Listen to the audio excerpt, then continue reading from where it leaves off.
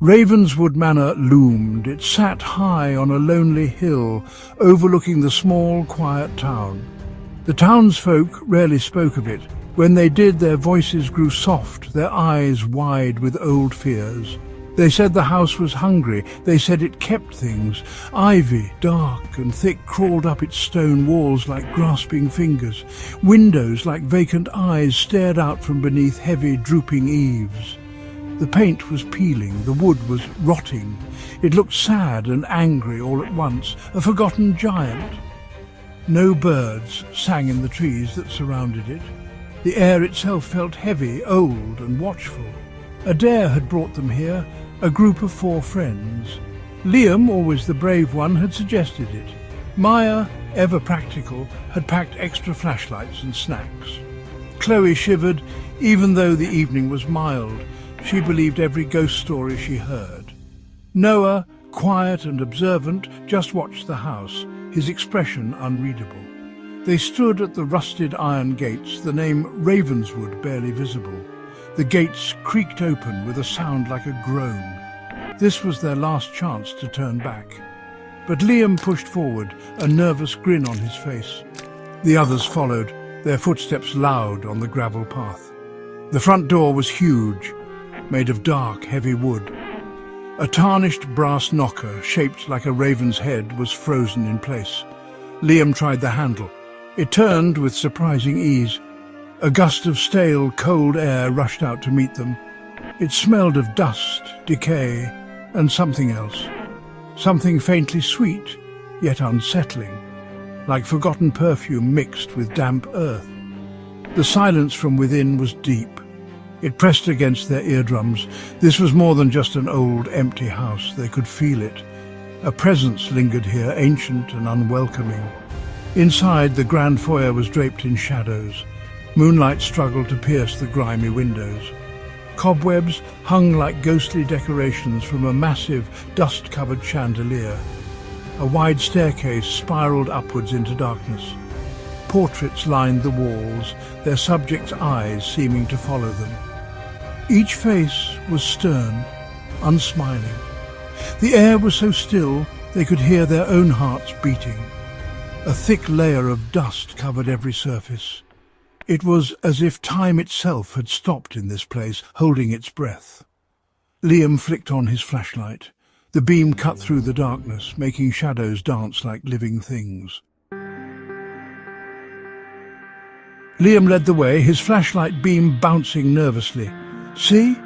Nothing to be scared of," he said, but his voice wavered slightly. Maya stayed close behind him, her own light sweeping the corners. Chloe clung to Noah's arm, her breath catching with every creak of the floorboards. The floorboards groaned under their weight, protesting their intrusion. Each step echoed unnaturally in the vast emptiness. The silence between the creaks was heavy. It felt like the house was listening to them, waiting for them to make a mistake. They moved slowly, cautiously, deeper into the mansion's heart. They explored the ground floor first, a massive dining room with a long, dust-covered table. Chairs were still pulled up, as if waiting for guests who never arrived. A drawing room with faded velvet curtains and a cold, empty fireplace. In every room, the furniture was draped in white sheets. The sheets looked like ghostly figures in the dim light. Chloe gasped when a sheet billowed slightly, stirred by a draft they hadn't felt. It looked for a moment like something had moved beneath it. Noah just stared, his eyes wide, trying to see what was real and what was their fear. Upstairs, the air grew colder. The hallway was long and narrow, lined with closed doors. Each door seemed to promise a new secret or a new terror. Liam tried one. Locked, he tried another. It creaked open slowly. Inside was a child's nursery. A rocking horse stood frozen mid-rock. Blocks were scattered on the floor, spelling out no word they knew. A small, porcelain doll lay on a dusty bed, its painted eyes wide and staring. Chloe let out a small whimper and backed away. Even Liam looked uneasy. He quickly shut the door. The click of the latch sounded very loud. As they continued, a faint sound reached them. A whisper? A sigh? It was too soft to be sure. "Did you hear that?" Chloe whispered, her voice trembling. Liam shook his head a little too quickly. "Just the wind," he said. But there was no wind inside the house. The air was still heavy and cold. Maya scanned the hallway with her flashlight. "There's nothing there," she announced, trying to sound confident. But then a floorboard creaked behind them. They all spun around. The hallway was empty, or so it seemed. The feeling of being watched intensified. They found themselves in a large, forgotten library. Bookshelves lined the walls from floor to ceiling. Most books were decaying, their pages yellowed and brittle. Dust lay thick as a blanket on everything. The room smelled of old paper and something else, something faintly metallic, like old blood. In the centre of the room was a large, ornate desk. On it lay a single leather-bound photograph album. It was surprisingly clean, as if someone had looked at it recently. Liam reached for it, then hesitated.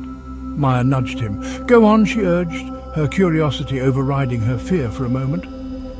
Liam opened the album. The photographs inside were old, sepia-toned. They showed a family. Stern-faced men, women in long dark dresses, and children with unnervingly serious expressions.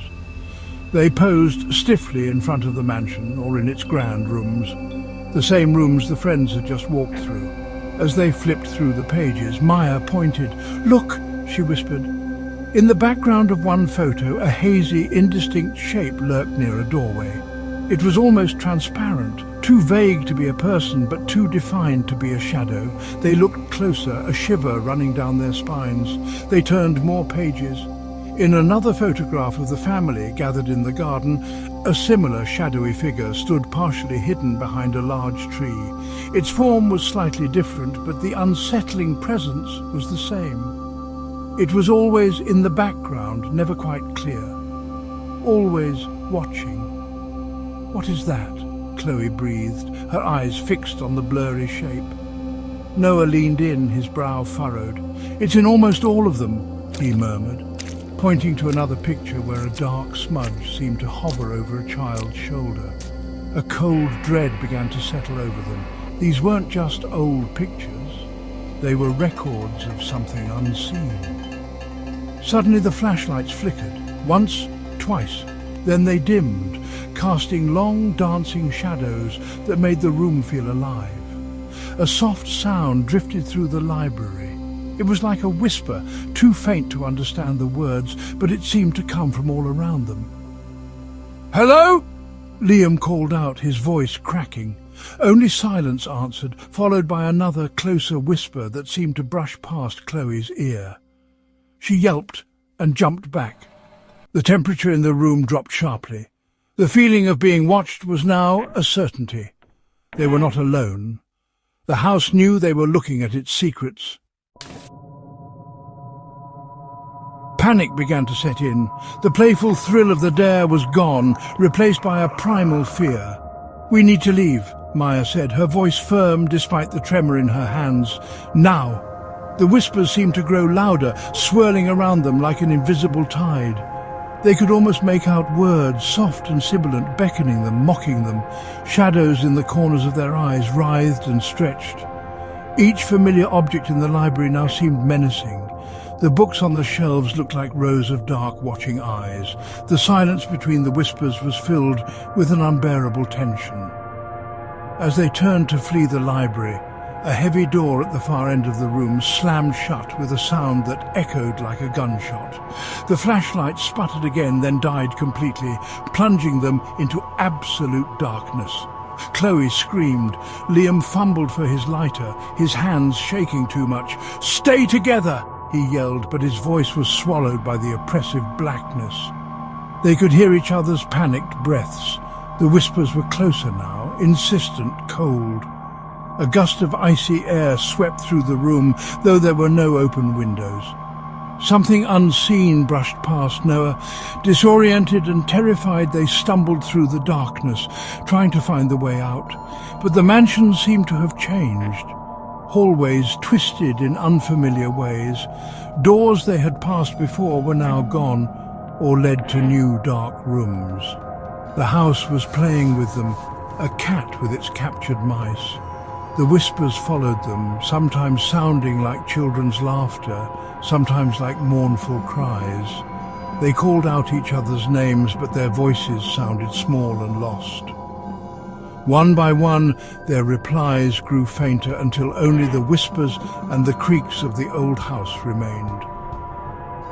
Days later, when the friends failed to return home, the police were called. They searched Ravenswood Manor from top to bottom.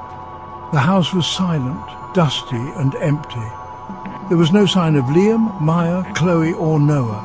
Nothing, except for a single camera dropped on the floor of the old library near the open photograph album. When the police developed the film, the last few photos were chilling. They showed the familiar rooms of Ravenswood, but in each picture, where the friends should have been, stood new, faint, shadowy figures. And in the dusty backgrounds, if you looked very closely, you could almost see 4 new, very faint faces watching from the darkness.